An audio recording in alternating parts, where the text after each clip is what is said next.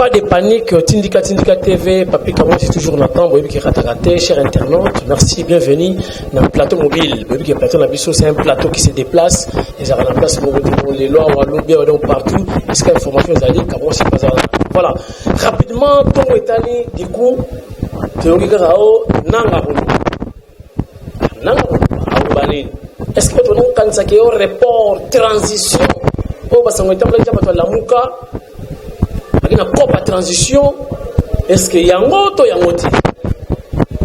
Et du coup, nanga lo barate, nanga lobi. A lobi nini, report. Oh, à cause, il y a machine, les ziki, il y a beaucoup de Kinshasa moyen ça l'élection exacte. Dans la province, possible, mais la Kinshasa, impossible. Comment on a la base de la Kinshasa, siège de l'institution, élections à la télé. Sur ce, Nanga Sengi, 7 jours. Kinshasa et Ningani, mangu bato base, bakena base, bakena mot d'ordre, masulu banda. Tindika pe, ils ont ensemble, ils pour accompagner, et c'est que nos informations, ils allaient, biso peut nous couvrir, tout transmettre parce que biso doit servir car on a pont entre activité, actualité, événement et puis biso doit transmettre parce que les actes qui viennent sur Boyawana, biso doit jouer rôle, il y a se sacrifier pour nous toujours servir l'information. Voilà. Sans plus tarder, caméra il y a Kamwasi, il y a Tindika et comme sur terrain, total makamuni et Koleka Kuna et puis on se retrouve tout juste après. Mike Luzoladio. Tindika Bangodi.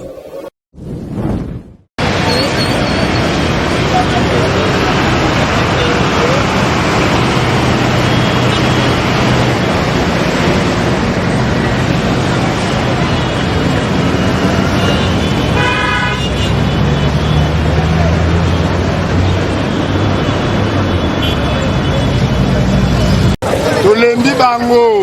Nanga le 23 bisoto kena na irne fallait bisoto voter c'est que l'élection exacte nanga la Kabila ba démissionner ba kende tozo linga bango susté tout biso peuple to nommé président nanga kende na Kabila tozo linga bango susté en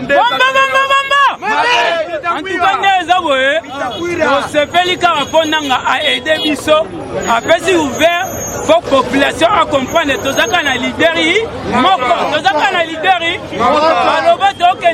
élection avec machine à voter, sans machine à voter le 23 décembre. La population, ce qu'il faut comprendre, leader, il y a un commandé, parti Antoine Tshisekedi, dis le mot, midi vite. Comment est-ce vite? Si vous avez un problème, vous avez un problème. Tu es là, Apollo Batakari Bisso, la Rwanda Batakari Bisso. De l'autre, tu es là, Fati. Oh, Azali président, tu es là, comme ça président Mboko, après sa mise opposition. Il y a rapport, il y a Corneille Nanga, Makamba Lobby, qui est élection de 30. Pour la Moli, les 30, tu vois, ça ne sert à rien. À cette service élection, qui a sali élection, qui est la ministre de l'État, aussi là, mais le rôle bayate, il a posé un peu pour les bâtiments, article 54 contre l'application, et banni papa, pour les Nanga Senga qui sont 504 jours, le PCS 504 jours, à la veille, il y a les 3 jours, on a. Donc, il y a le 23 décembre, Corneille Nanga Zoé Bissabiso, élection le 23 et commis le 30. Et commis le 30 pour l'année. Corneille Nanga Atika Pouzo va tout ça. Soit qu'il a organisé l'élection, 504 jours à côté, 7 jours on a organisé l'élection. Alors, on va placer un papa Naye Kabila Bakende, Batik l'élection Congo. Tolingi les sous-magamou Tolingi les sous-magamou Makina et Tanganamboka Oyote. Nanga va organiser l'élection, Akende na Malembe. Papa ina bakelo ka motu eza bole. Papa Etienne Tshisekedi avant akenda ba avant kufa. Atikela ki biso liloba bi que le peuple congolais a se prendre à charge. Nanga ko alingi pour ça élection te asengaki 2 ans topesi yango aorganize l'élection akokite akomi kosenga une semaine akosala eloko te biso peuple biso base tolobi boye toza kose prendre en charge tokozwa article 64 il faut pas démissionner Kabila nananga bango nyonso to le gouvernement bango pas démissionner merci donc ce que le 23 élection ezate bosana ce qui le 23 article 64 la mipeko il faut pas démissionner par le candidat de gère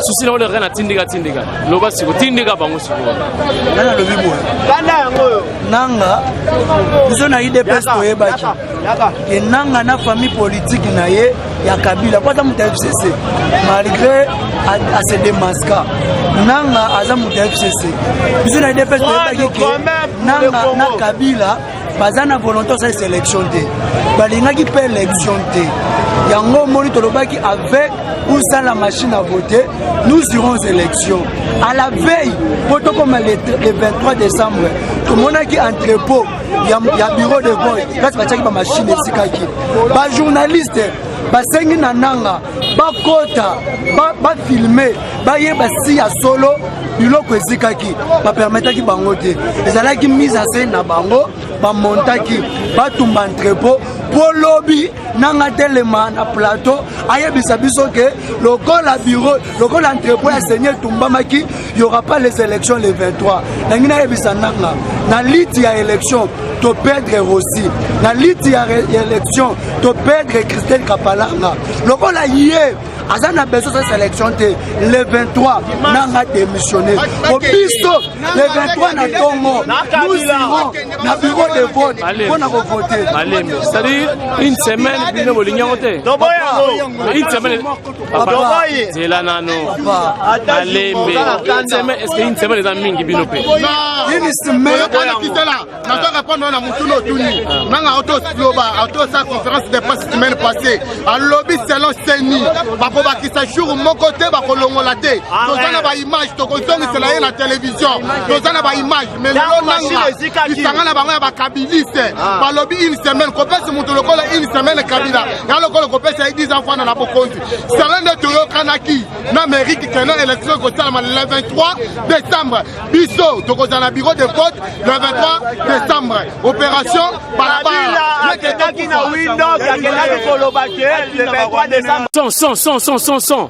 Kinshasa Ningani, namoni la presse nationale et internationale, Batondiawa, Nini Lisusu, na IDPS. Mais Marambo Tolobakas, qui vivrait vers Toloba, qui nous irons aux élections avec sa machine. Voilà maintenant pour bref, Talasco le Malsolé. Malsolé Zaka IDPS. Ce qui IDPS c'est la mokité, Batunto Bazate. Voilà Neno, bref Yangoy. Wapi la moka, wapi Batmosus. Montabundela Kaparti, Ekolo, Zaka IDPS. Yamuto Binoke.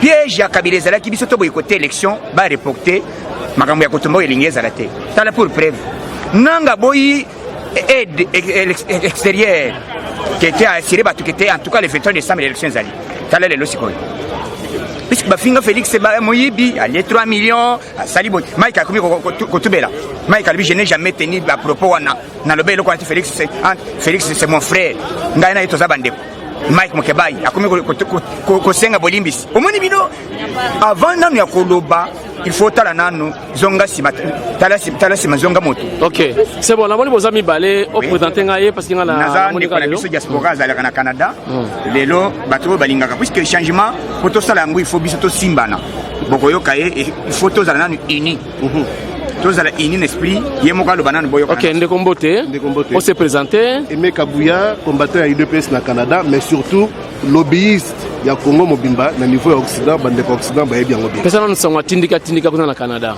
Biso to landa bino régulièrement, to ebi difficulté au bosala nango d'abord pour na mochaba information na bino na internet. Et to za soka ka vidéo hier. Donc, on a un groupe de discussion en Occident parce que nous avons une information en temps réel. Et on montre nos privilèges par rapport à la journalisme. Nous avons vendu la photo, avant la contact, nous avons terrain, mais nous avons l'analyse par moment à côté. Or, nous avons une analyse sur base de la réalité. Nous avons un terrain.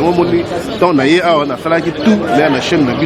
On a d'abord pour remercier, pour et puis pour encourager la diaspora.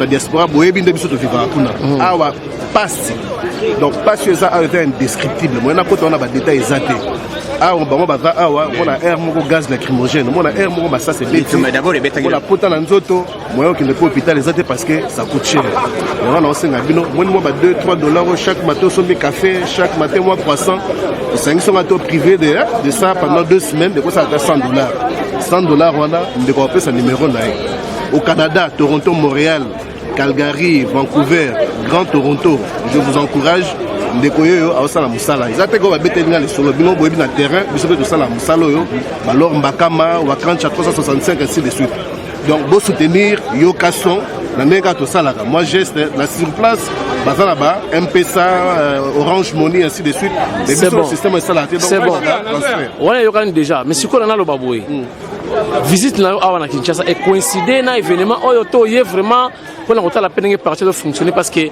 bana porte belé bazo ngoya Kinshasa te ils ont peur que ekoyinda bo yosko ye awa c'est dans cadre familial ou bien dans cadre de PO vivre l'événement en live na biso to ki manzela mona bon na mona ça peut-être muta UDPS c'est certes mais nga bato UDPS bayebi que chaque année na zalaka te soki na ye awa je viens toujours na source et puis la tinda d'information to couvrir qui retour ya président Etienne de bonne mémoire tanga utaki boyebi tango ba Didier Renders ba Perielo bazoya to couvrir qui donc c'est pour dire que nayaki pour m'acquérir moi-même de la situation nga mona za mobundela na Congo na contribuer à pour combat ya Congo qui est de l'avant combat UDPS surtout ngata na kolobra combat ya démocratie à Congo na mona avant tout UDPS président Vital Kamerhe s'est joint à nous parce qu'à comprendre que bitumba o UDPS bundaka eza bitumba malunga ndeko moko baza pe na presse aloba qu'il viendrait un jour to koyeba na identification mutna muta koyeba na ndenge position na donc ngande na za na yaki parce que na yebeki élection za le 23 talaka ba te belé ba bimi biso to zoki ba mot d'ordre to bima meto tikali kaka parce que te to vivre la réalité en face na za na to nete to yoki ke ba reporter date comme si biso te parce que yo kaso déjà ça biso que ah piège za liboso bino botunde ba information piège ya liboso biso pas en fonction ba information pendant tinda na ba analyse to comprenez qu'effectivement avec ou sans machine à voter il y aura pas élection il y a un moment dans la terrain pour s'enquérir d'informations mais on appelle au président Nanga il y a le président de la commission nationale indépendante. Il n'est pas trop tard pour bien faire. Donc nous l'encourageons à revenir à la raison, à faire de sorte que l'élection est salama, comme ça, le peuple congolais, pour une fois, à vivre les fêtes de fin de l'année dans de bonnes conditions, sans violence. Merci beaucoup. Ce sont tous les tirés parce que c'est la pointe de presse. C'est le point de presse. Son Ewana qui vivra verra méchant. Donc une élection avec méchant, élection ou rien. Ce qui est élection salamité, na Nanga, na Chadad, na FCC, na la Mokanyos, on va les rejeter en bloc. Donc chasser Bango en désordre.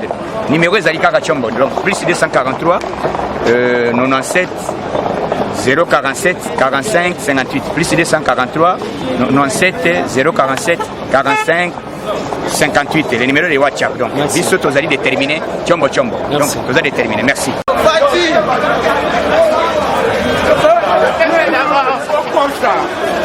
Olingi élection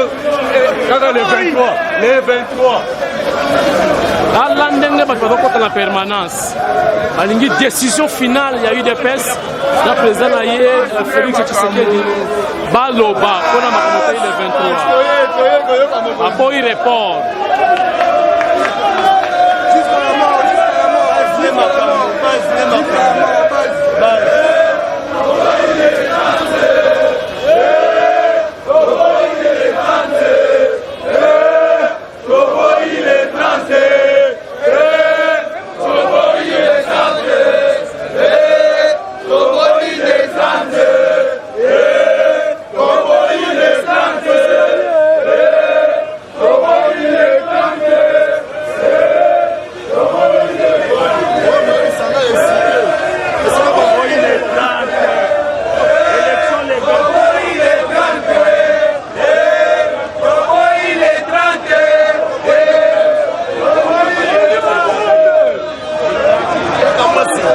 Le peuple est souverain.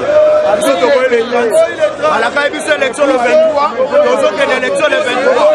Vous voyez une distraction.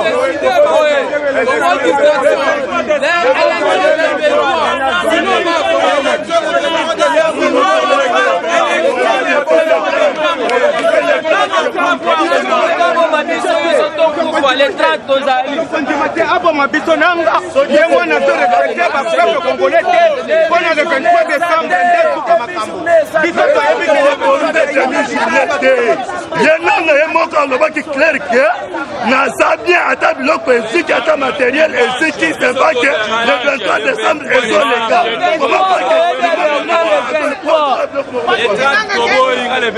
élection nanga alobi ke le 23 décembre il y aura des élections dimanche élection soki lisitake nanga komona nanga confirme biso bien jour oyo machine eziki nanga lobi élection eza le 23 décembre soki eza na makambo na bango basala na bango basala makambo na bango na bango na bango mais biso peuple congolais le 23 décembre soki élection te nanga kabila bazo déclarer que il y aura les élections le 23 décembre Plus tarder, nous allons demander au protocole de faire venir. Voilà, mort d'ordre, ils ont fait ça mal, grand prêtre, Fachi, Félix Tshisekedi, Banamboka, Congo, la presse nationale et internationale, un message par rapport à l'élection, un message, il y a combien Nanga, il y a une semaine, il y a une élection, et voilà, Fachi, à 0 mètres, la Tindika en live, Nengezalaka, échange à raté, image exclusive. Fachi avec ce message Sikoyo, le vrai leader il y a opposition ou bien le vrai candidat commun en opposition va s'exprimer tout à l'heure. Donc vous voyez bien quelque chose de l'héros.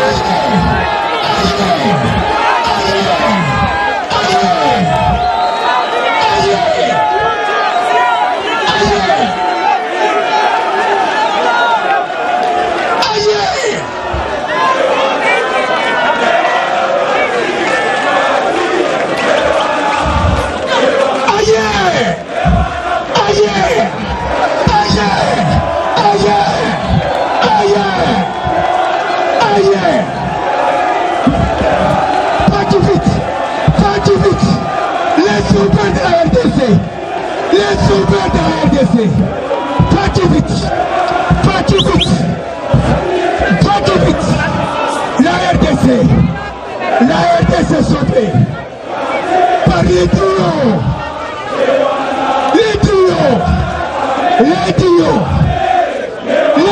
forts, les duos forts.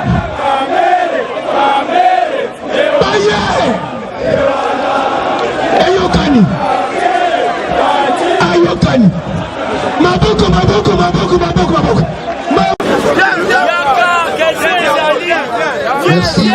Merci, Aksanti, mobilité, sécurité, apprenez à faire la sécurité dans l'ordre. Poutine de Kamutute, pesa ordre, va pour la présidence, la choc. Nous sommes en communauté de ce lieu.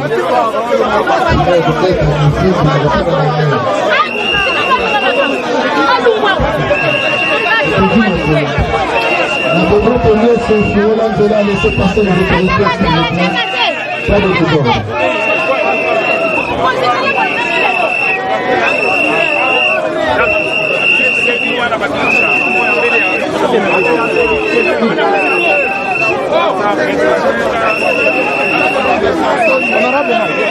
Je voudrais connaître le propriétaire du drapeau si après, s'il vous plaît. À qui appartient ce drapeau ici? Oui. Il y a le drapeau. Le mec qui est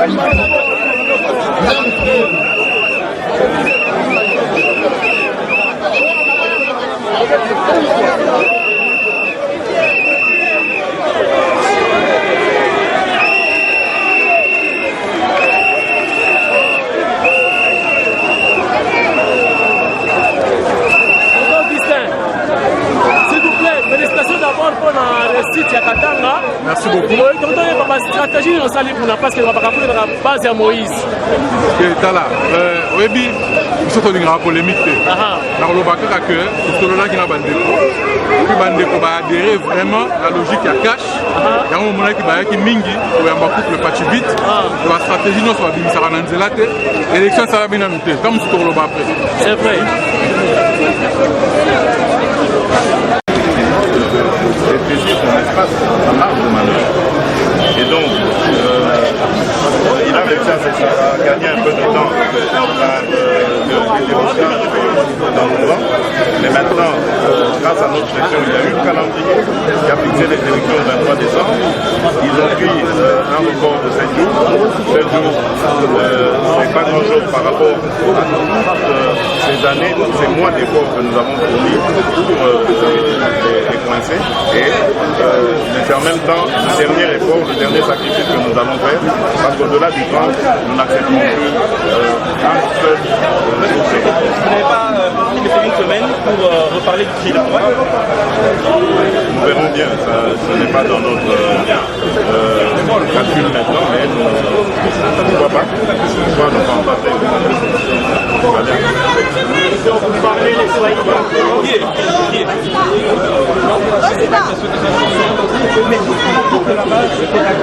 Est-ce que ça change beaucoup de choses Oui, absolument, parce que la crainte que nous avions, c'était que le pouvoir profite évidemment d'un mécontentement du peuple pour amplifier les choses ou infiltrer les rangs, casser des bureaux, casser des machines et l'attribuer justement à notre base. Alors que nous la connaissons disciplinée, bien éduquée, lorsqu'on lui donne un mot d'ordre, elle obéit.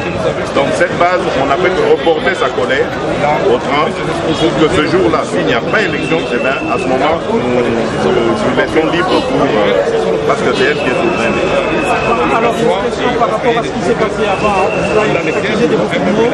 Quand vous avez dit on va à l'élection avec ou sans machine. Et là, vous êtes réhabilité dans votre réflexion? Je le constate comme vous. Je n'exige rien, pas d'excuses. Je constate simplement que ceux qui se disaient nous ont rejoints. C'est au peuple de juger maintenant de leur méchanceté qui a été gratuite et bêtement méchante.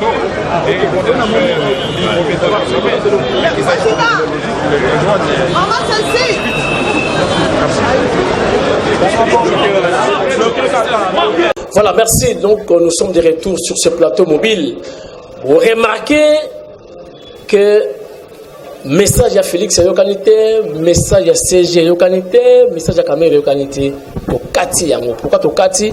Parce que infiltré à côté de la son, à la micro, à Kamwasi, toujours santé. Comment tu peux diffuser ma vidéo sans son?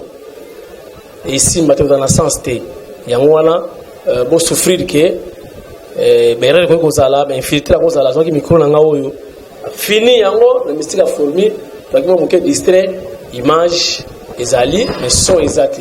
Alors ceux qui sont exacts quand baba audiovisuel, donc la télé ezali audiovisuel ben non audio parce que yango est important maintenant yoka et puis yamona donc quand audio exact donc image dis-moi mais résumé ezabouyi piège ezalaki na événement ya lelo. C'est-à-dire, l'antenne n'a pas infiltré, n'a pas de renseignement, bayaki dans le Parlement. Bayaki na siège à l'IDPS. Bayako yoka. Bakolo bani. Quelqu'un d'autre qu'on a déjà combattant et tout, comme on a ça pour 20 ans, 12 ans, bani. On va faire ça, non, et ini, allez-y. Bon, la arrestation, nous salama.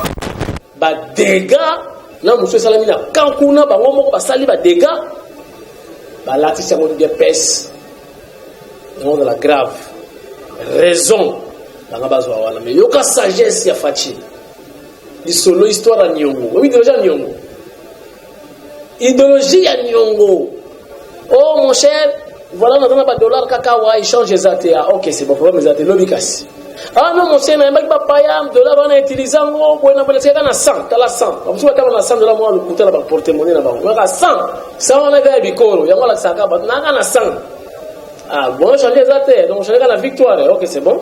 kende mutazo yokati lobby mutoye les sous oh master na baka na sawa na ebiso na chanter de beau frère to chanter sawa na lelo advienne que pourra sawa na il faut bima ndesika UDPS lobby OK report hein les 30 là 7 jours tant comme d'habitude à 2 ans 2 ans 6 mois 3 mois 1 mois 2 semaines 1 semaine tout ce qu'on a après 7 jours à 2 jours hein on peut s'en sous 2 jours pour pas outina ba 2 ans odokita donc on a commis 1 semaine et c'est fini. Je vous informe que ceux qui n'ont pas un report moussous n'a pas plus d'une semaine et on a 2 à 3 jours quoi ça la nuit on y a ça la rien parce que temps est si dit comme peut-être à Genève il y a transition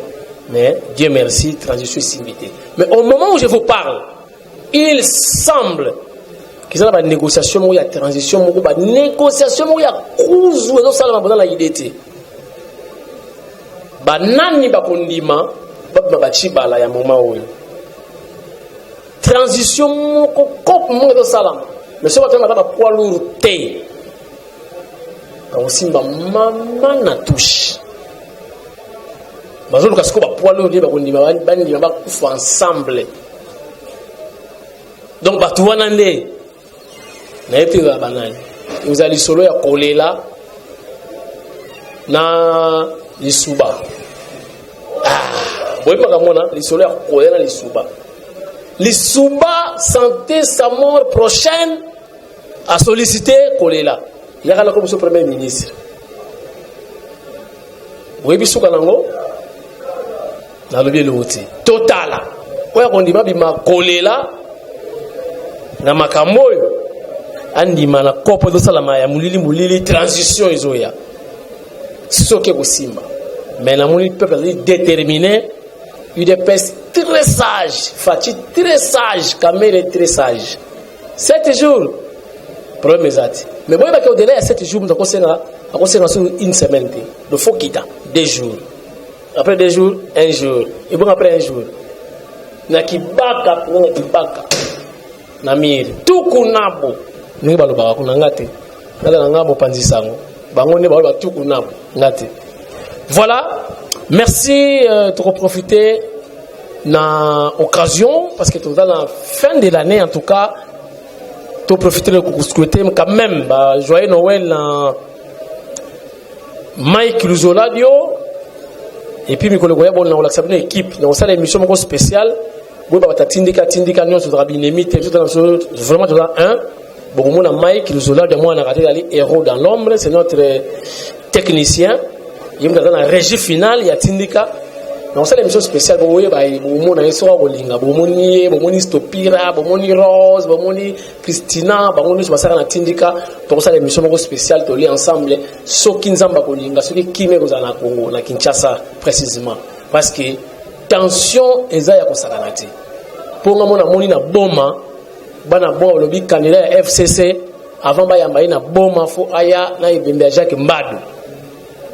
Tout ça li ba vidéo ya Fati na ba tension ya kosakalate na kata boma fu bon di marabiso na moi ata moi moketo osala ya facilité et tindika pe keneki na compte ya UDPS tindika et keneki na compte ya tindika donc un bon journaliste professionnel a sali musala na ye na matina bis ya UDPS na li na hôtel ya UDPS na le na mbongo ya UDPS na kena sali musala na ngana zongi voilà. Merci beaucoup, merci à Rifin Kisombe, à maman Élisée, Rifin Kisombe, papa social. Tout comme dans le moment social, tout sentir peu social. Papi qui est dit, tout le monde Oumela peut dans les bons. Bon, on est pas en gros cadeau, t'as le besoin. Tindika avec le risque et tout au couvrir. Moi, encouragement, ça la rappelle bien. Et puis, combattant tout, on va tindika.